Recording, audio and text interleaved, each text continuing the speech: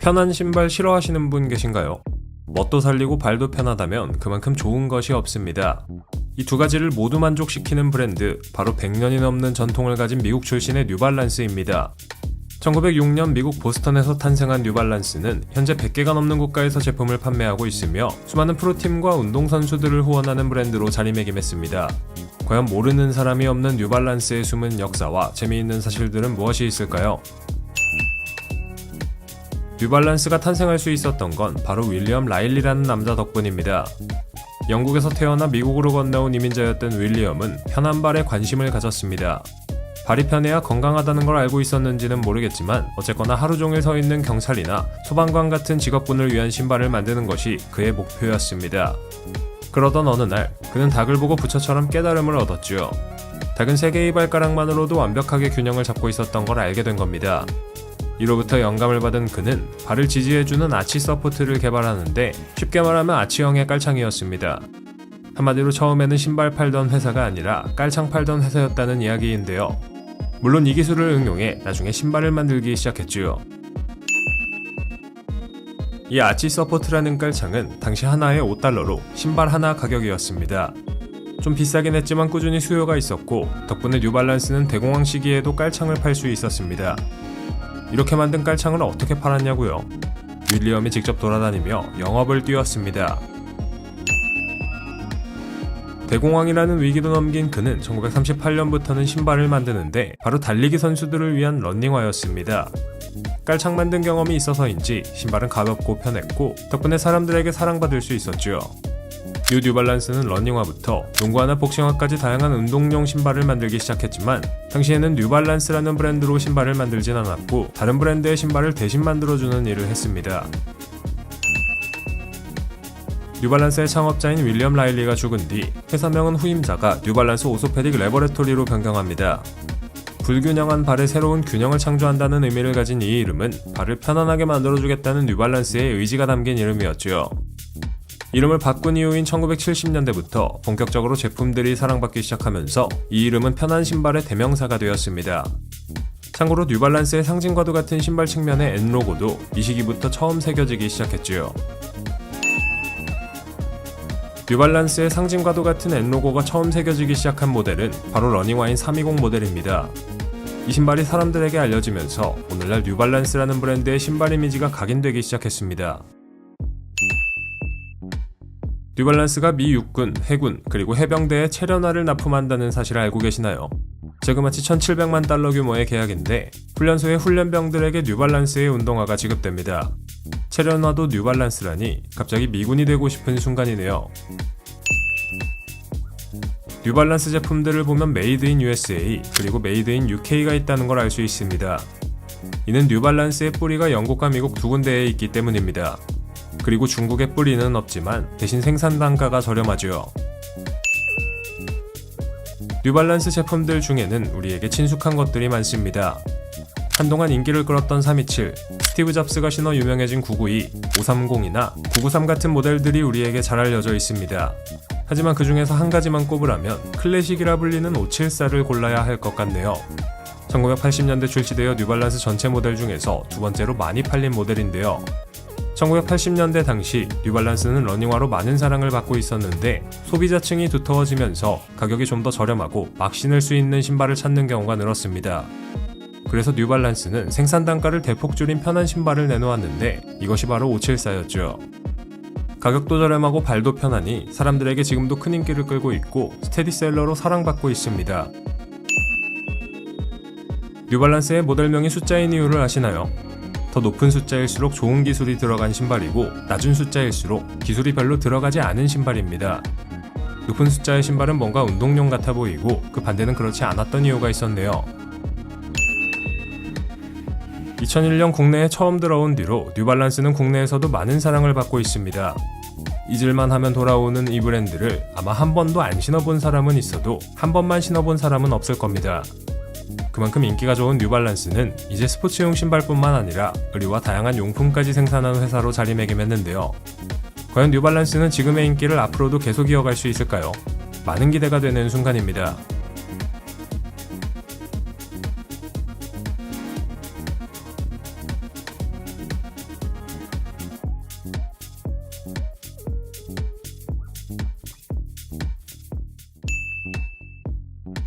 골프에 이어 테니스가 사람들의 관심을 끌면서 이 브랜드가 다시 수면 위로 떠오르고 있습니다. 바로 이탈리아 출신의 한국 브랜드 휠라 이야기죠. 알고 보면 1911년 탄생의 오랜 역사를 자랑하며 인기를 끌었지만 내리막길을 걸었다가 2007년부터 한국 기업으로 명맥을 이어가고 있는 게 바로 휠라인데요. 과연 휠라의 숨은 역사와 재미있는 사실들은 무엇이 있을까요? 1911년 지안세베로 휠라가 이탈리아에서 회사를 창립했을 때 원래 이 회사는 직물 제조업을 담당했습니다. 이 노하우를 바탕으로 이후에는 니트웨어 생산에 뛰어들게 되는데요. 이후 휠라는 이탈리아에서 고급 니트웨어 브랜드로 이름을 날리게 되었죠. 그렇다면 우리가 아는 지금의 휠라라는 패션 브랜드는 언제 그리고 어떻게 생겨나게 된 걸까요? 이를 설명하려면 1968년 회사 경영자로 취임한 엘리코 프라체이의 이야기부터 해야 합니다. 1968년 당시 휠라는 사업 분야 확장을 위해 엘리코를 경영자로 임명했습니다. 이후 준비를 통해 1970년대 엘리코가 스포츠 의류와 신발로 사업 분야를 넓히기 시작했죠. 당시 유행하던 스포츠 의류가 일상생활에서 널리 사용되는 것을 기회로 봤던 건데요. 스포츠 의류와 신발들을 생산하면서 휠라는 나이키 그리고 리복과 경쟁하기 시작했죠. 휠라 하면 F 로고가 떠오르실 겁니다. 말 그대로 이 로고는 아이코닉하다고 할 수 있는데요. 브랜드 로고가 유명한 회사들이 많지만 그 중에서도 회사를 떠올렸을 때 로고부터 떠오르는 회사 중 하나가 아마 휠라일 겁니다. 이 로고가 본격적으로 인기를 얻게 된 건 70년대 유명 테니스 선수 비에른보리의 역할이 컸습니다. 긴 곱슬머리, 특유의 수염과 뛰어난 실력으로 유명했던 이 스웨덴 선수는 휠라의 옷을 입고 경기에 나섰는데요. 이때부터 대중들이 휠라에 관심을 갖기 시작했고 특히 한국에서 휠라는 고급 브랜드로 인식되게 됩니다. 하지만 70년대와 80년대를 거치면서 경쟁사인 나이키와 리복과는 다르게 휠라는 미국 시장에서 인기가 줄어들었습니다. 그 이유는 바로 휠라가 테니스라는 종목의 치중에 스폰서를 했기 때문입니다. 미국 지역에서는 상대적으로 농구나 야구가 더 접근성이 쉽고 자주 노출되는데 당시 농구 선수들이 나이키나 리복의 옷과 신발을 많이 입고 등장했기 때문에 팬들은 나이키와 리복을 더 많이 할 수밖에 없었죠. 그래서 휠라는 1980년대부터 마케팅의 일환으로 골프나 등산, 스키, 축구 등 다양한 스포츠에서 스폰서를 맡게 됩니다. 그리고 이후 90년대 NBA의 농구 스타 그랜트 힐이 휠라의 농구화를 신고 나오게 되면서 다시 인지도를 성공적으로 끌어올릴 수 있었고 경쟁사를 추격할 수 있었죠. 그렇다면 휠라의 특징은 무엇일까요? 아마도 휠라 특유의 강렬한 색감이 가장 큰 특징일 겁니다. 70년대 당시 흰옷 일색이었던 단조로운 테니스 의류들과는 달리 휠라는 강렬한 색들을 다양하게 사용하면서 큰 인기를 끌었는데요. 최근에 컬렉션에서도 이러한 옷들이 계속 등장하고 있죠. 그리고 휠라의 로고가 커다랗게 새겨진 것도 특징 중 하나죠. 한동안 이렇게 로고가 크게 새겨진 옷과 신발은 촌스럽다는 취급을 받았지만 레트로 트렌드와 함께 다시 이러한 로고가 크게 새겨진 옷들이 뜨게 되었고 휠라도 다시 인기를 끌기 시작했습니다. 1981년 교복 자율화 조치가 발표되면서 학생들은 교복에서 벗어나 자유복을 입게 되었고 패션에 관심을 가지게 되었습니다. 그들이 중요하게 생각한 것은 브랜드였는데요. 특히 나이키와 휠라의 운동화가 많은 사랑을 받았습니다. 이 당시 휠라는 프리미엄 브랜드로 인식되어서 휠라 신발 신고 다니면 부잣집 도련님 취급을 받을 정도였죠. 하지만 이런 휠라도 결국에는 세 가지 이유로 내리막길을 걷게 되는데요. 우선 패션 트렌드가 변하면서 더 이상 사람들이 휠라를 찾지 않게 된 이유도 있고 이전보다 소비자 수준이 높아지고 다양한 브랜드가 국내에 소개되면서 국내 시장에서 인기가 떨어졌죠. 두 번째로 모기업인 이탈리아의 휠라가 경영난으로 인해 불안정했고 적자가 계속해서 발생하는 상황이었습니다. 결국 2007년 한국지사에서 본사를 인수하는 형태로 리스크를 줄일 수 있었죠. 마지막으로 한국지사에 인수된 후 무분별한 사업 확장이 문제였습니다. 아웃도어 라인을 런칭했지만 경쟁사가 너무 많아 수요에 비해 공급이 너무 많다는 단점이 있었는데요. 결국 휠라는 아웃도어 부문에서 철수할 수밖에 없었습니다. 하지만 휠라는 다시 화려한 도약을 합니다. 고샤 루브친스키, 펜디, 필립 린 등과의 콜라보를 통해 브랜드를 재정립하면서 재기를 노렸고요. 덕분에 최근에는 젊고 스포티한 이미지를 바탕으로 젊은 층을 공략하는 데 초점을 맞출 수 있게 되었습니다. 2020년대 들어서는 조금은 시들해진 골프 대신 테니스가 다시 인기를 끌기 시작하면서 근본 브랜드로 사랑받고 있는 휠라, 과연 앞으로 어디까지 가게 될지 궁금해지는 순간입니다.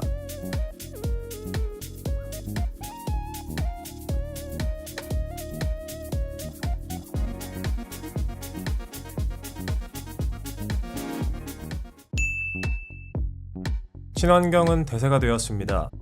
이제 소비자들은 친환경을 타이틀로 달고 나오는 브랜드를 소비하는 것이 더 쿨하고 멋지다고 생각하죠. 이런 변화 덕분에 수많은 패션 브랜드들이 친환경을 내세우지만 대부분은 입만 살아있는 아가리 파이터로 오히려 환경을 더 오염시키기만 할 뿐입니다. 이런 패션 브랜드들 사이에서 프랑스 출신의 스니커즈 브랜드 베자는 찐으로 사랑받고 있는데요. 2004년 설립되어 친환경을 모토로 만들어진 베자, 과연 어떻게 탄생했고 어떤 이야기들을 숨기고 있을까요? 베자는 2004년 세바스티앙 코프와 프랑수와 기슬랭 모리옹에 의해 설립되었습니다. 그들이 어떻게 친환경 신발을 만들게 되었는지 궁금한 분들이 많을 것 같은데요. 둘은 신발 회사를 차리기 전 세계의 여러 의류 공장을 둘러봤는데 옷이나 신발을 만드는 과정에서 환경오염이 매우 심각한 문제라는 걸 알게 됩니다. 또한 그런 의류 공장에서 일하는 노동자들이 임금을 제대로 받지 못하고 착취당하기까지 하는 걸 보면서 둘은 문제를 해결할 방법을 찾아야 한다고 생각했죠. 덕분에 환경 문제를 일으키지 않고 윤리적으로 회사를 운영하는 베자라는 브랜드가 탄생했습니다.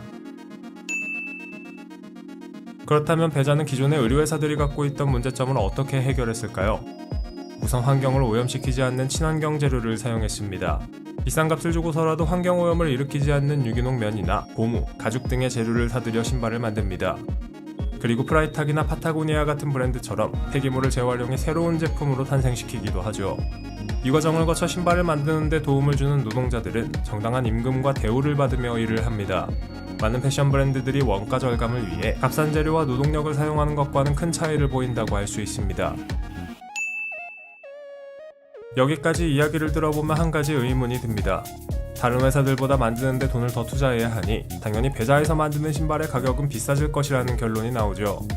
그런데 베자 신발의 가격을 보면 상상을 초월할 정도로 비싸지 않습니다. 오히려 원가 절감을 해가며 만든 신발보다 저렴한 경우도 있죠. 정답은 바로 마케팅과 광고에 있습니다. 패션 브랜드들이 광고에 쏟아붓는 돈은 상상을 초월합니다. 패션 산업 자체가 이미지로 먹고 사는 산업이기 때문에 소비자들에게 갖고 싶은 그리고 멋져 보이는 브랜드로 각인되기 위해서는 온라인과 오프라인 둘 다에서 막대한 돈을 들여 자기 자신을 알려야 합니다. 그 과정에서 마케팅 및 광고 비용은 소비자의 부담으로 전가되고 우리는 비싼 옷과 신발, 가방을 사게 되는 것이죠. 베자는 마케팅과 광고에 큰 돈을 쓰지 않는 것으로 유명한데 덕분에 큰 돈을 아낄 수 있고 이 돈으로 좋은 재료를 구매하고 노동자들에게 더 나은 대우를 해줍니다. 그러면서도 제품의 가격은 합리적으로 정할 수 있으니 이득인 셈이죠. 그렇다고 해서 베자가 마케팅에 아예 돈을 들이지 않은 것은 아닙니다. 적은 돈을 투입해 최대한의 효과를 내는 효율적인 마케팅 방식을 채택했죠. 바로 입소문 그리고 인플루언서 마케팅인데요. 유명 인사들과 인플루언서들이 베자의 신발을 신어준 덕분에 베자는 이제 친환경 브랜드의 대표격으로 자리 잡았습니다. 베자라는 단어는 도대체 무슨 뜻일까요? 베자는 포르투갈어로 바라보다라는 뜻을 지니고 있습니다. 해석해보자면 신발 너머에 있는 것들까지 모두 바라보겠다는 뜻이죠. 왜 브랜드의 이름을 포르투갈어로 정했냐고요? 베자는 모든 생산을 브라질에서 진행하는 독특한 생산 라인을 갖추었습니다. 이는 브라질 북쪽 지방의 오가닉 코튼과 아마존에서 채취한 천연 고무가 브랜드가 추구하는 친환경적인 성격을 지니고 있기 때문이죠. 친환경이라는 모토만으로 성공할 수 있을까요? 의도는 좋았지만 다른 내세울 점이 없어 소리 소문 없이 사라져간 브랜드도 많습니다. 베자는 좋은 의도를 가지고 설립되었지만 기본에도 매우 충실한 브랜드입니다. 패션의 나라 프랑스에서 등장한 브랜드답게 베자는 심플하면서도 자주 손이 가는 디자인을 선보이고 있죠. V10이나 캄포 같은 대표 모델들은 로우테크, 즉 기능성이 별로 없는 신발인데 군더더기 없는 질리지 않는 모습으로 많은 사랑을 받고 있습니다. 여기에 튼튼한 내구성까지 갖춰 매일 신기 좋은 신발의 요건을 갖추고 있죠. 물론 모든 게 항상 같기만 하다면 단조롭기 그지없을 겁니다. 베자는 이런 단조로움을 탈피하기 위해 다른 브랜드 그리고 아티스트들과 협업을 해 한정판 제품을 만들어냈습니다. 협업 그 자체로도 사람들에게 자사 제품을 알릴 수 있다는 측면에서 보면 베자는 효율적인 마케팅 방식을 채택하고 있는 것 같네요. 만수르 가브리엘, 마르니, 리고엔스, 르메르 등 이름이 알려진 브랜드들과도 협업하고 있다는 게 놀랍습니다. 여전히 베자는 친환경, 친윤리적인 신발을 만들면서 성장하고 있습니다. 해가 지날 때마다 매출은 올라가고 사람들에게 메시지를 퍼뜨리며 커가고 있죠. 물론 환경을 위해서라면 아무것도 사지 않고 아무것도 쓰지 않는 것이 제일 좋지만 그건 현실적으로 불가능하기 때문에 사람들이 그나마 친환경적인 생산 방식을 채택하고 있는 베자를 선택하게 되는 것이 아닐까 합니다. 앞으로도 베자는 합리적인 소비의 대명사로 인정받으며 사랑받는 신발 브랜드로 남을 것 같습니다.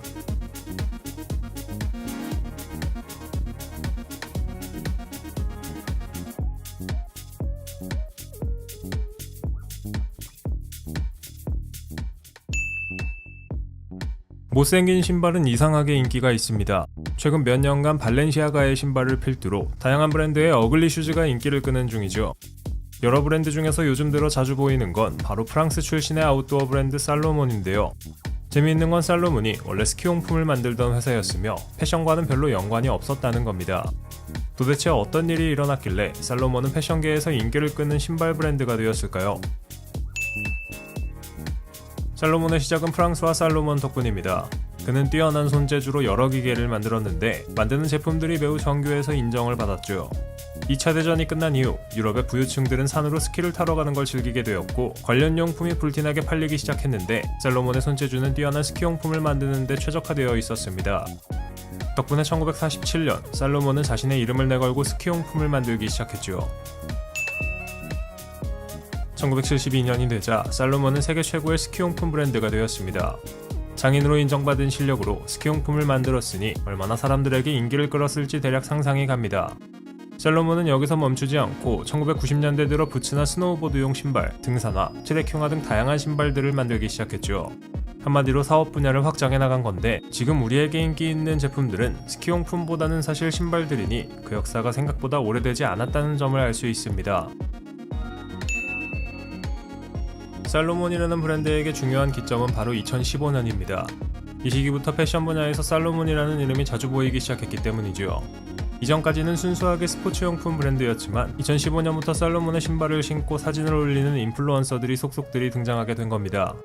그리고 2017년부터는 발렌시아가를 필두로 어글리 슈즈가 유행하면서 살로몬도 인기를 끌기 시작했습니다. 덕분에 패션 브랜드와 다양한 편집샵들이 협업이나 바잉의 형태로 살로몬을 소개하기 시작했고 살로몬도 더 다양한 신발을 내놓으면서 지금의 이미지를 구축하기 시작했죠. 살로몬의 신발들을 보면 대부분 색깔이 굉장히 화려합니다. 무채색을 좋아하는 사람이라면 기겁할 만한 수준인데요. 도대체 살로몬의 신발들은 왜 이렇게 형형색색의 컬러를 채택하는 것일까요? 여러 이유가 있겠지만 가장 중요한 건 바로 안전 때문입니다. 살로몬의 신발들은 원래 등산이나 하이킹 같은 아웃도어 활동을 위해 만들어진 신발입니다. 야외 활동에서 조난을 당하게 되었을 때 구조대가 조난당한 사람을 바로 식별할 수 있으려면 밝은 색의 옷과 신발을 입고 신어야 하죠. 살로몬의 신발들은 먼 거리에서도 바로 알아볼 수 있는 컬러를 갖고 있습니다. 노스페이스도 아웃도어 용품 회사지만 일상생활에서 많은 사랑을 받았습니다. 살로몬도 과거에 노스페이스와 비슷한 길을 걷고 있는 것 같죠. 본업은 아웃도어지만 마르지엘라나 꼼데가르송 같은 브랜드와의 협업을 통해 새로운 제품을 선보이고 있기 때문입니다. 가격도 절대 저렴하다고 말할 수 없지만 불티나게 팔려나가고 있는 걸 보면 과거의 노스페이스가 겹쳐져 보입니다. 이렇게 살로몬이 인기를 끄는 건 크게 두 가지 이유로 나눠볼 수 있는데 바로 기본에 충실한 기능과 독특한 디자인입니다. 등산용 혹은 트레킹용으로 만들어졌기 때문에 발목을 보호하고 착용감이 좋으며 통풍이 잘 됩니다. 그러면서도 최근 트렌드에 맞는 독특한 디자인으로 인기를 끌고 있습니다. 놀랍게도 살로몬과 아크트릭스는 같은 모기업을 두고 있습니다. 바로 아메르 스포츠입니다. 원래 아메르 스포츠는 핀란드 회사였지만 2019년 중국 회사에 합병되면서 현재 중국 기업이나 마찬가지가 되었죠. 도시의 일상생활에서나 야외에서나 자유롭게 신을 수 있는 살로몬은 여전히 인기가 많습니다. 아마 살로몬을 스키나 스노우보드 용품 정도로만 알고 있던 사람들은 현재의 살로몬의 변화에 놀라지 않을까 합니다. 패션씬을 점령한 살로몬의 신발들은 독특한 디자인 덕분에 아마 앞으로도 꾸준히 사랑받게 되지 않을까요? 신발 색깔이 화려해 어떻게 신을지 고민은 되겠지만 살로몬이라는 브랜드가 가진 파워는 계속 유지될 것 같습니다.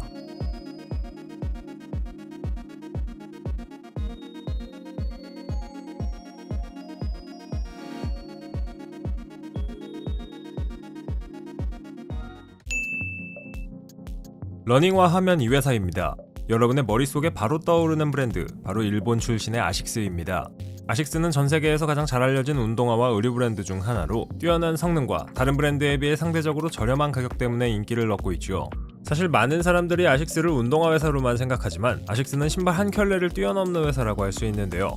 과연 아식스의 숨은 역사와 재미있는 사실들은 무엇이 있을까요? 사실 아식스는 처음부터 아식스가 아니었습니다. 이게 무슨 소리냐고요? 1949년 일본 고베 지역에서 오니츠카 키야치로가 설립한 오니츠카 상해가 바로 아식스의 전신입니다. 어디서 들어본 이름이라고요? 맞습니다. 우리에게도 익숙한 오니츠카 타이거가 아식스의 원래 이름이었죠. 초창기 농구화를 만들던 오니츠카 타이거가 다른 스포츠 브랜드와 합병하면서 아식스라는 이름을 갖게 된 건데요. 현재 이 오니츠카 타이거는 아식스 산하 브랜드로 활발히 활동하고 있습니다. 나이키의 전신인 블루리본 스포츠는 원래 오니츠카 타이거를 미국에 수입해 팔던 회사였습니다. 지금은 두 회사가 경쟁 포지션이지만 과거에는 한쪽이 을이었다는 사실이 놀랍네요. 아식스라는 이름이 무슨 뜻인지 아시나요? 브랜드 이름 아식스는 라틴어 문구 아니마 사나 인코포레 사노의 앞글자를 딴 약어입니다. 해석하자면 건전한 몸에 건전한 정신 정도죠. 그러니까 아식스 신발 신고 계속 운동해야 건강한 정신을 유지할 수 있다는 뜻인 것 같네요. 아식스 신발의 옆면을 보면 가로 두 줄, 세로 한 줄이 그어진 아식스 특유의 줄무늬가 있습니다. 타이거 스트라이프라고 불리는 이 디자인은 아식스와 오니츠카 타이거 둘 다에서 볼 수 있는데 1960년대 처음 등장했죠. 물론 이 줄무늬가 예쁘긴 하지만 신발의 내구성을 올려주는 실용적인 목적도 존재한다는 사실을 알면 놀라게 될 겁니다. 오니츠카 타이거는 1977년 다른 스포츠 브랜드와 합병하고 이름을 아식스로 바꿉니다.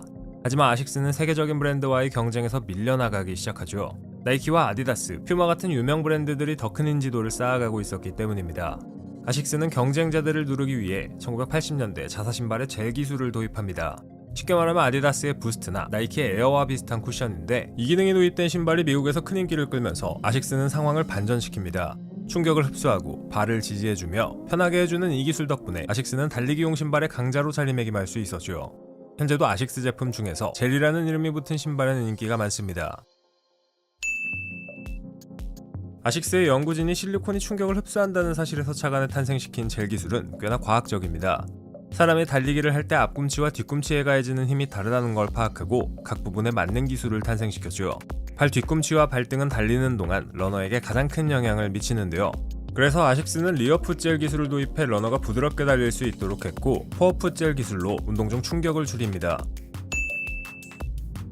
러닝화뿐만 아니라 아식스에서는 다양한 스포츠에서 신을 수 있는 신발과 의류, 용품들을 만듭니다. 달리기와 테니스부터 배구와 야구까지 정말 다양한 스포츠 용품들을 만들죠. 이렇게 아식스가 폭넓은 스포츠의 신발을 모두 만드는 건 모든 운동선수에게 봉사하려는 브랜드의 헌신을 강조하기 위함이라는데 사실은 돈을 많이 벌고 싶어서가 아닐까요? 최근에는 패션 쪽에서 큰 인기를 얻고 있지만 원래 아식스라는 브랜드는 기능성을 추구하고 추구해야만 하는 브랜드입니다. 그래서 아식스는 자체적으로 연구소를 운영하고 있죠. 물론 선수들에게 최상의 제품을 제공하기 위해서입니다. 연구소라고 하니까 척척 석사와 척척 박사들이 화학약품을 만들 것 같다고요? 아닙니다. 이 연구소는 농구장과 배구장이 딸려있고 러닝트랙까지 갖고 있는 약 13,000평 정도의 거대한 공간이죠. 이곳에서 200명 이상의 직원이 제품 성능 테스트를 위해 근무하고 있으며 아식스의 스폰서를 받는 운동선수들이 적어도 1년에 한 번 이곳에 와서 시제품을 테스트합니다. 원래 운동을 즐기는 사람이 아니라면 아식스는 가까이 하기 쉽지 않은 브랜드였습니다. 기능에 치우친 디자인 덕분에 일상생활에서 신기에는 무리가 있었고 신으면 아저씨 취급을 받았죠. 하지만 발렌시아가가 우물에 독을 푼 덕분에 어글리 슈즈 열풍이 불기 시작하면서 아식스는 패션계에서 떠오르는 브랜드가 되었는데요. 이런 상황에서 아식스는 다양한 패션 브랜드들과 협업하며 멋진 디자인의 제품을 내놓고 있습니다. 이제는 줄 서서 사는 브랜드가 된 아식스, 과연 앞으로도 스포츠 분야뿐만 아니라 패션 분야에서도 계속 인기를 얻을 수 있을까요? 그 미래가 기대되는 순간입니다.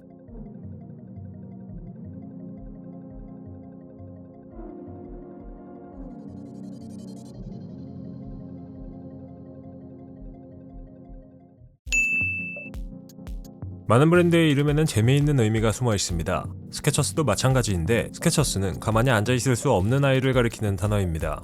운동화 브랜드에 딱 맞는 이름인 것 같긴 한데 정신사나운이 좀 가만히 있어도 될 것 같습니다.